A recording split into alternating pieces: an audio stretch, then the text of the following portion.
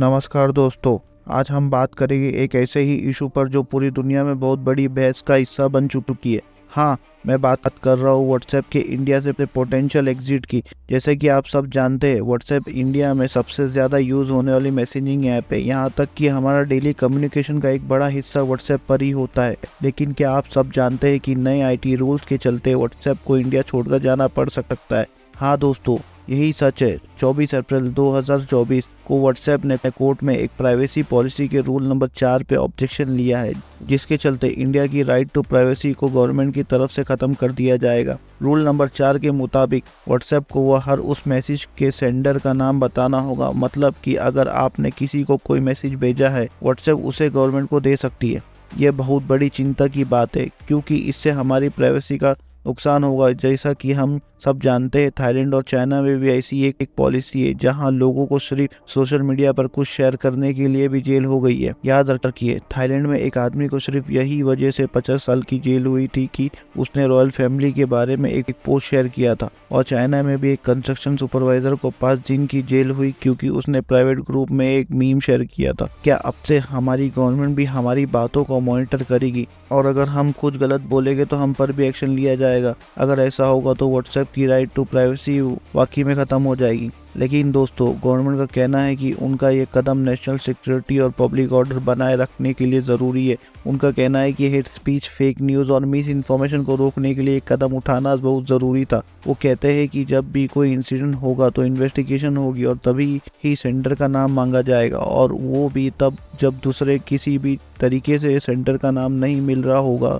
और उसमें भी उस पर्सन के चैट से सिर्फ वही इन्फॉर्मेशन ली जाएगी जो क्राइम को प्रूफ करती है। मतलब कि क्रिमिनल को भी राइट टू प्राइवेसी इस लॉ से वायलेट नहीं होगा। और गवर्नमेंट ने अपने स्टैंड को मजबूत करने के लिए 4 केसेस सिनेरियो भी दिए हैं। पहला, मोबाइल हीचिंग केस में ये लॉ बहुत इंपॉर्टेंट है, क्योंकि इनमें कन्विक्शन बहुत कम होते हैं। इस लॉ से अब लीशर को आइडेंटिफाई करके उन पर एक्शन लिया जा सकेगा। दूसरा, कम्युनल राइट के केसेस में भी ये लॉ बहुत काम आएगा, क्योंकि आजकल राइट्स के पहले सोशल मीडिया मैसेज ही होते हैं जिनकी नफरतें फैलाई जाती है। तीसरा, टेररिस्ट अटैक के केसेस में भी ये लॉ बहुत हेल्पफुल होगा। जैसे ही किसी को पोटेंशियल थ्रेट का पता चलेगा, एक्शन लिया जा सकेगा। चौथा, और चाइल्ड सेक्सुअल अब्यूज केसेस में भी ये लॉ बहुत काम आएगा, क्योंकि अब तक ऐसा कंटेंट को रीड करना मुश्किल था। लेकिन दोस्तों, लोगों का कहना है कि इस लॉ को मिसयूज भी हो सकता है। कुछ लोग कहते हैं कि गवर्नमेंट इस लॉ का इस्तेमाल अपोजिशन पार्टी उनके सपोर्टर्स को टारगेट करने के लिए भी कर सकती है।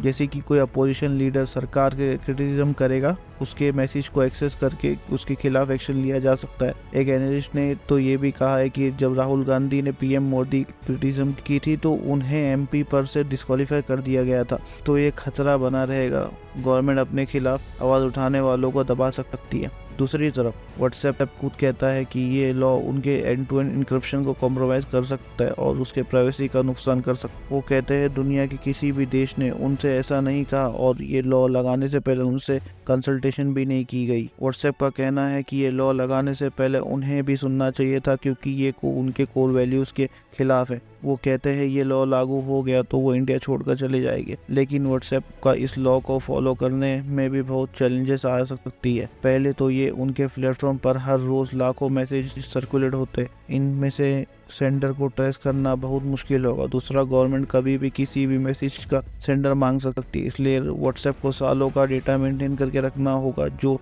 बहुत महंगा और मुश्किल काम है। अगर व्हाट्सएप इस लॉ का पालन नहीं करेगी तो उसके लिए बहुत बुरे नतीजे हो सकते हैं। पहले तो गवर्नमेंट उन पर हैवी फाइन लगा सकती है, फिर लीगल चैलेंजेस और लॉ सूट भी हो सकते हैं, और सबसे बुरा तो ये होगा कि लोग व्हाट्सएप पर से भरोसा उठ जाएगा और वो इंडिया से एग्जिट करना पड़ सकता है। जिस तरह से थाईलैंड और चाइना ने टेलीग्राम ऐप को बैन कर दिया था, उसी तरह से व्हाट्सएप को भी बैन कर दिया जा सकता है अगर ये लॉ नहीं माना गया। तो दोस्तों, आज के वीडियो में हमने देखा कि ये व्हाट्सएप प्राइवेसी इशू कितना कॉम्प्लिकेटेड है। एक तरफ तो गवर्नमेंट कहती है कि ये नेशनल सिक्योरिटी के लिए ज़रूरी है, दूसरी तरफ व्हाट्सएप और लोग कहते हैं इसी प्राइवेसी का नुकसान होगा और गवर्नमेंट इस लॉ का गलत इस्तेमाल कर सकती है। यहाँ पर बैलेंस बनाना बहुत ज़रूरी है। ना ही प्राइवेसी को कॉम्प्रोमाइज़ किया जा सकता है और ना ही नेशनल सिक्योरिटी को नज़रअंदाज किया जा सकता। ये एक बहुत ही मुश्किल फैसला है और इसकी वजह से इंडिया में व्हाट्सएप का फ्यूचर अभी अनसर्टन लग रहा है। तो आप क्या सोचते हैं इस बारे में? क्या आपके हिसाब से गवर्नमेंट का रवैया सही है या व्हाट्सएप का? अपने ओपिनियन नीचे कमेंट सेक्शन में ज़रूर शेयर करिए और अगर आपको ये वीडियो अच्छी लगी तो